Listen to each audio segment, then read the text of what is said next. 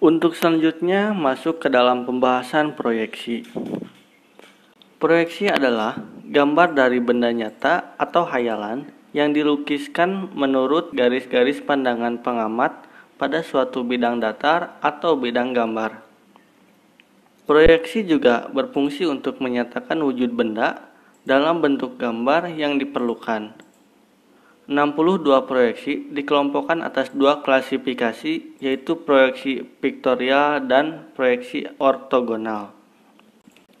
Untuk proyeksi piktorial adalah cara menampilkan gambar benda yang mendekati bentuk dan ukuran sebenarnya secara 3 dimensi dengan pandangan tunggal. Gambar piktorial disebut juga gambar ilustrasi. Untuk selanjutnya yaitu proyeksi ortogonal. Proyeksi ortogonal adalah gambar proyeksi yang bidang proyeksinya itu mempunyai sudut tegak lurus terhadap proyektornya. Proyektor adalah garis-garis yang memproyeksikan benda terhadap bidang proyeksi itu sendiri. Kita masuk ke dalam proyeksi gambar teknik. Untuk proyeksi gambar teknik, kita sering mengenal dengan dua tipe proyeksi gambar teknik, yaitu ada proyeksi Amerika dan ada proyeksi Eropa. Untuk simbol proyeksi Amerika, kita bisa lihat sendiri bahwasanya lingkaran itu di bagian depan. Proyeksi Amerika disebut juga proyeksi sudut ketiga atau proyeksi Cardan 3. Perbedaan istilah ini tergantung dari masing-masing pengarang yang menjadi referensi. Proyeksi Amerika merupakan proyeksi yang letak bidangnya sama dengan arah pandangnya. Kemudian masuk ke dalam proyeksi Eropa.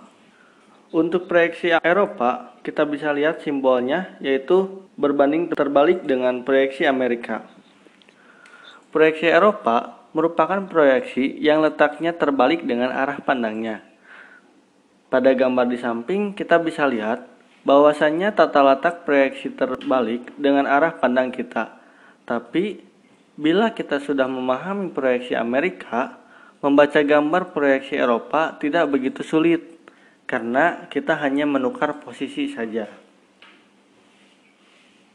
Untuk selanjutnya kita masuk kepada pemilihan pandangan, di mana pemilihan pandangan itu sendiri tergantung dari beberapa aspek-aspek di dalamnya.